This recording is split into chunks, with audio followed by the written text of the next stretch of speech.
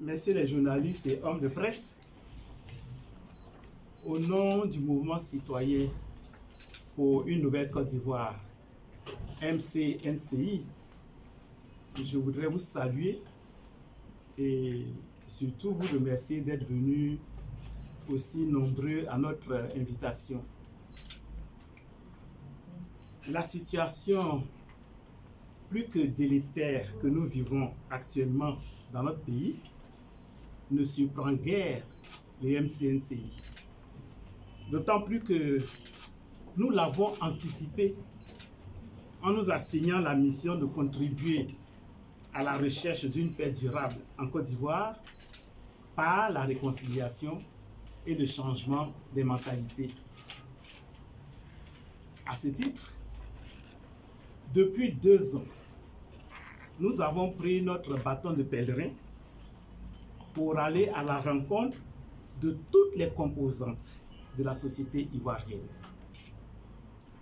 Les tensions de plus en plus vives entre les partis politiques, entre les militants des divers partis politiques, ainsi qu'entre les anciens alliés, je dirais, les alliés d'hier, ne nous rassuraient guère.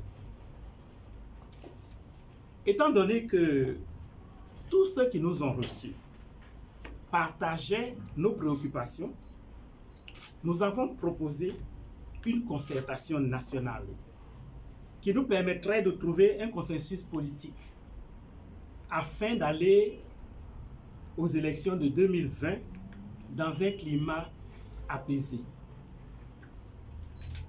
Vous serez d'accord avec moi pour dire que l'actualité nous conforte dans cette idée, donc dans l'idée d'organiser une concertation nationale.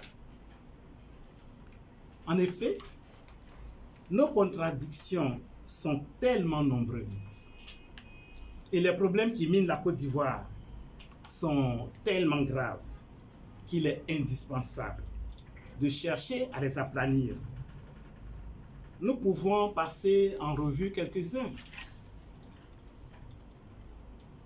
La révision de la liste électorale, le découpage électoral, la commission électorale indépendante, l'exil de nombreux Ivoiriens, le retrait du président Laurent Gbagbo, de Charles Blé Goudé, de Guillaume Kibafori Soro, ainsi que bien d'autres de la liste électorale.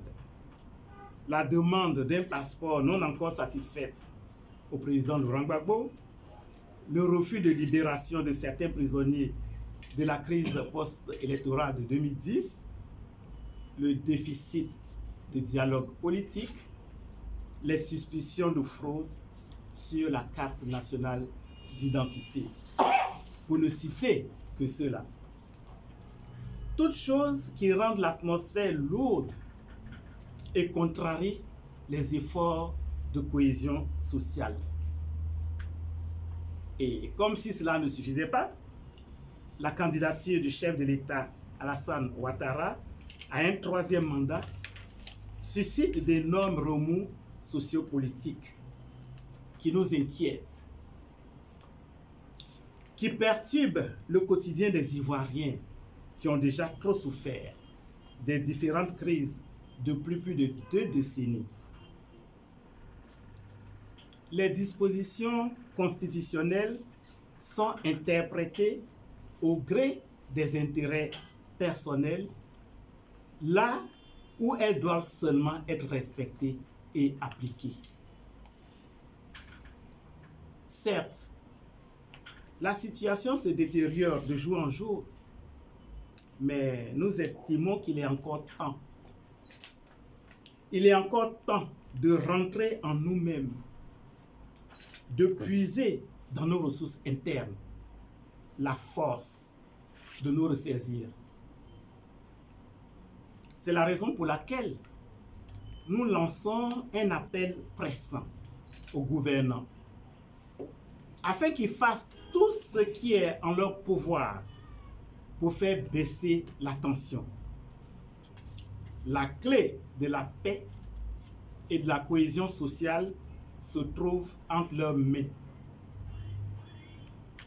Nous réitérons alors, ici et maintenant, notre position qui est la suivante. Élection d'accord, mais réconciliation d'abord. Pour l'heure, une partie de la population a décidé d'agir contre la candidature à un troisième mandat du chef de l'État par des marches dans toutes les régions de la Côte d'Ivoire. Les marches étant prévues par la Constitution, notre loi fondamentale, notre boussole, nous supplions les forces de l'ordre de les sécuriser. Dans la mesure où une autre partie de la population marche depuis quelques jours pour soutenir cette candidature sans être inquiétée, parallélisme des formes oblige, nous pensons que tous doivent exercer ce droit inaliénable de manifester.